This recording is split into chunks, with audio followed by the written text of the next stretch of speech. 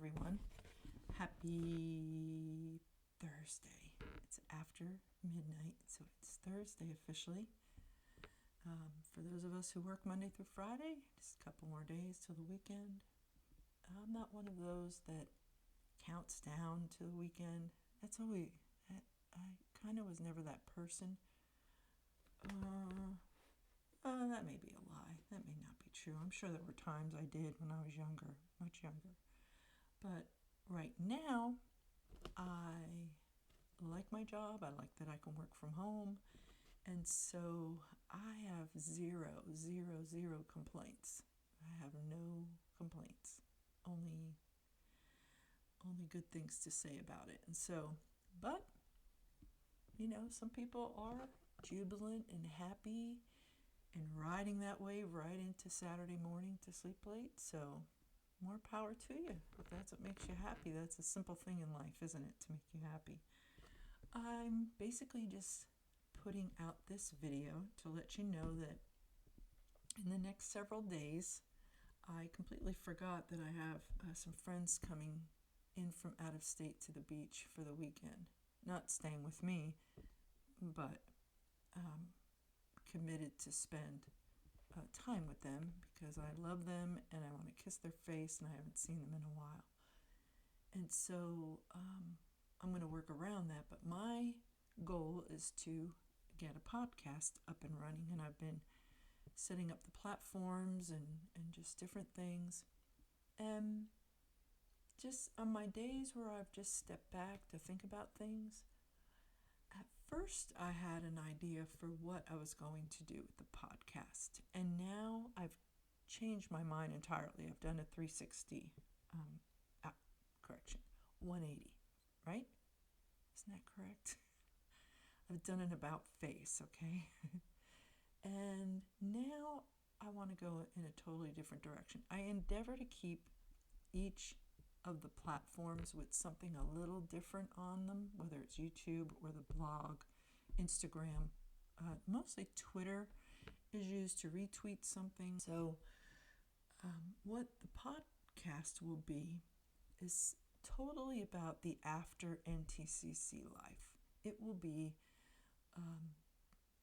sharing the lead up to it, to when you leave, to what to expect, because it's very interesting how so many of us from different eras of the group experience, some people I know began close to the beginning, and they have very different stories, but everyone basically, young, old, in between.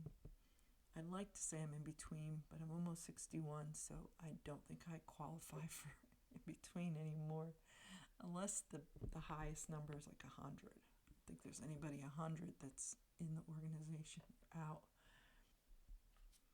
I had to cut that off real quick. I heard the microwave timer going off, and I remembered I was cooking rice to go with some yummy white chicken chili that I made earlier for the familia. And so I had to go take care of that before it burns. I had a rice cooker. I love a rice cooker, but it failed me. Maybe I worked it too hard. A hard taskmaster am I on the rice cooker. Anyway, so that's my idea, is to have it be about the After-NTCC life. That can include everything, every aspect of life, and just happy, good things. There are some things that, it's not easy. It's not easy depending on how long you've been in. And though I'm not in the position of being someone who has family or friends, let's leave it to family, that has family still within the group after I've left. I cannot comprehend that. Cannot. It was difficult enough to have good friends in the organization, and you leave, and that's it. They just don't speak to you anymore. believing that that is a biblical fundamental principle. It's so incredibly sad. So there is always hope. I am a hopeful person. I try not to look at things in a cynical way or people. I try to look at the fact that for every person there's a backstory for their behavior. For every person there's, maybe they believe they're doing the right thing. The thing that can make you cynical is knowing that most everyone is thinking the way they're expected to think, and they're not putting much effort into ferreting out the truth themselves. And that is a good thing for it to be a part of your life, to find the truth on your very own is a high thing to do. I really believe that in anything that you're going to do or attempt, find out, research, do your own thing. So in your own mind, whatever you think you're convinced of, you know why. And that you've been able to answer every question and every doubt that comes up. It's important. It's very important. Please remember, you can always reach out. I know that by doing what I'm doing, a reminder again, if I have to say it every time, I surely will. I have no problem with that. Doesn't cost me anything to remind you that my whole reason for doing this is a compulsion and a desire to warn others to stay away. I don't know what's wrong with my throat all of a sudden. I think I didn't drink enough water. Especially the military. And I've mentioned that before, and I will approach that again.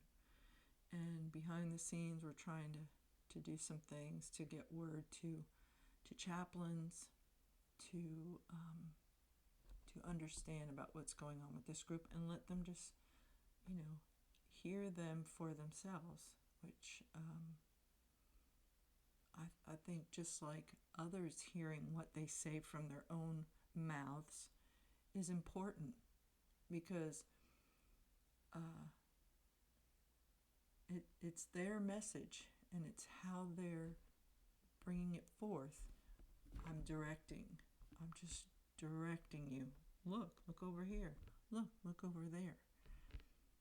And that's my mission. That's what I want to do, is to have a body of content on all of the platforms that are a little bit different from each other, that there's something people can find. If you're someone, you're out and you're second generation, you grew up in the church and you have a lot of issues, I want to provide you resources or friendship, whatever it is. You can do that anonymously. There's so many people have contacted me. Some have given me their names and asked me, please don't share my story, any details, because it will be known who I am, for the sake of a spouse that is still in, something like that is usually the story. And then some people just don't want to, and I totally get that, but they want to share their story. They just want to vent to somebody who will get it, because we cannot tell our stories to anyone else, because most people were like, why did you stay in? Why didn't you see the red flags or this or that? And it's so complex. It's so multifaceted. And that's why there's so many people that have studied this and that help others and have written books. And there's leaders in the field who are exceptional. And as I've shared before, for me, as someone coming out of it and doing my own research, I'm not going to rely on anyone else, and I don't want you to either. I don't want you to rely just what I say, whether it's commenting on videos or whatever it is, sharing past stories, do it for yourself. You have to be convinced that all the decisions you make and all the thoughts you have are your very, very own. They're your own, whoever you are. Insert your name. Not sister so-and-so, not brother so-and-so. You have a name. You have a first name. You are an individual, and I think that's one of the most liberating things. You know what that was like at a conference to say, that's your first name? It just reminds me of being in the military the first time we would hear each other's names in basic training at some point and say, that's your name? Because it wasn't meant to be individualistic. And it's the same thing. Does it create a sister or brotherhood? Would that sister or brotherhood be there without the aforementioned sis or bro, sister or brother? Of course it would. And I'm not saying do away with sis or bro or brother if you want to use it. But use it in the way that you want, when you want. Not you're told you have to do this all the time. Not that somebody can't be called by their first name who's a pastor. It's just kind of odd. I don't even know where they get the biblical principle for that, to force it to where you can't. Go ahead, just try to think about calling him Mike or Roger or Tanya or Joe. You won't do it. Or Phil. Hey Phil, how you doing today? Or hey brother Phil. You won't. It will not. It will not happen. You know of other situations where that's the case. And you get to retain your name and your authentic, real, true identity. Man, that's so important. And I really want that for people. I want it so badly. I really, really do. People struggle. People struggle that are in. People struggle who are out. People who are in are like, they don't have one anymore. When you take on and absorb the group's identity, it's like, how do you get it back? And so when you first leave, those are things you're like, what do I believe? Who am I? Where am I? And you have to take time. You have to give yourself time. You have to be patient with yourself. You have to. It's imperative. You try to force it or do what someone else wants you to do. That is the time when you have to remind yourself. You have to talk to yourself and say, I'm me now, but who am I? Because it's an After-NTCC personality.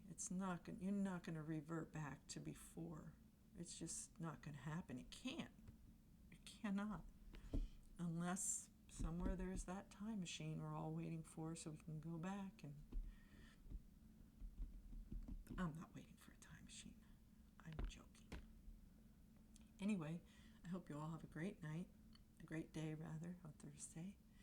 And just keep your eyes peeled for what comes out, and any comments, criticism you want to give. Someone passed some along to me. I asked them. I was confident they would be truthful, and they were. And I take everything on board, and